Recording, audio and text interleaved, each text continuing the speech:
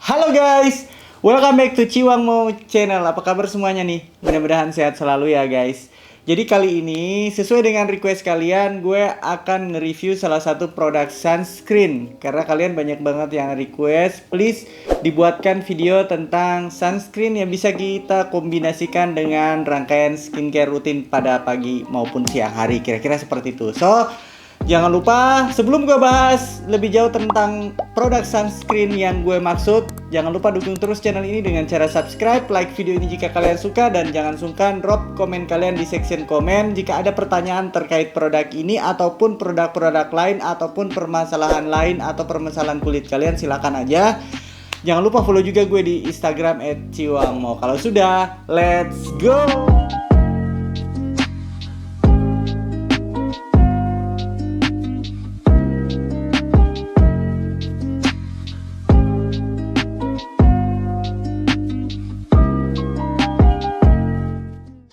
Oke guys, jadi sebenarnya banyak banget yang request karena bingung memilih untuk menggunakan produk sunscreen yang beredar di market saat ini. Yang ada kebanyakan kan memang kita disodorin pilihan antara mau milihnya itu physical sunscreen ataupun chemical sunscreen. Keduanya punya kelebihan dan kekurangan masing-masing. Misalnya nih, dari physical sunscreen itu sebenarnya paling aman kita gunakan sehari-hari. Nah, kandungannya itu biasanya kalau nggak titanium dioxide adalah zinc dioxide.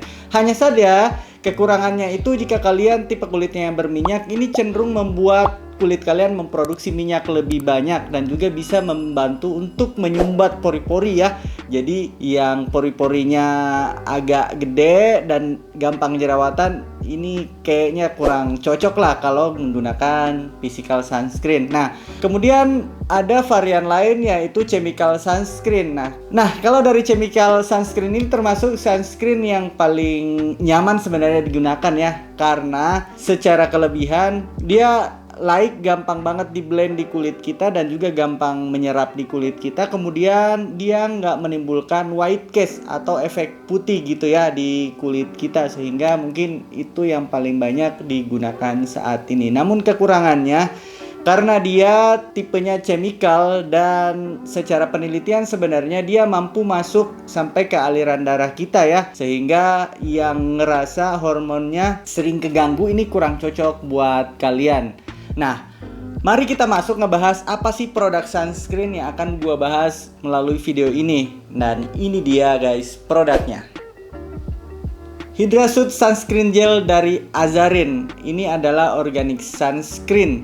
Nah, kenapa gua belakangan suka banget dan tertarik untuk ngebahas produknya si Azarin Hydrasuit Sunscreen Gel ini? Karena yang pertama, dia adalah chemical sunscreen. Yang kedua, dia teksturnya gel. Dan yang ketiga, dia sangat melembabkan banget buat kulit gitu, terutama kulit gue yang rada kombinasi ya. Ada area-area tertentu yang kering dan ada area lainnya yang lebih berminyak. Kira-kira seperti itu. Kalau dari kandungannya sebenarnya ini yang bikin gue emes, sehingga ketika gue cek di marketplace rata-rata memang sold out guys. Ini pun berkali-kali gue pantau ya, baru akhirnya nemu gitu. Nah, kalau dari kandungannya sebenarnya dia mengandung pelembab ya, dalam hal ini glycerin di urutan-urutan awal guys. Kemudian ada ethihexyl methoxycinnamate. Ini adalah chemical sunscreen ya, atau orang lebih sering mengenalnya dengan octinoxate. Kemudian